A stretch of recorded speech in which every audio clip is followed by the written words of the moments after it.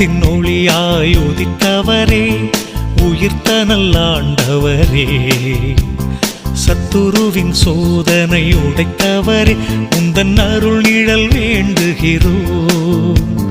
நித்தியத்தின் ஒளியாய் உதித்தவரே, உயிர்த்த நல்லாண்டவரே, சத்துருவின் சோதனை உடைத்தவரே, உந்தன் அருள் நிழல் வேண்டுகிறோம்.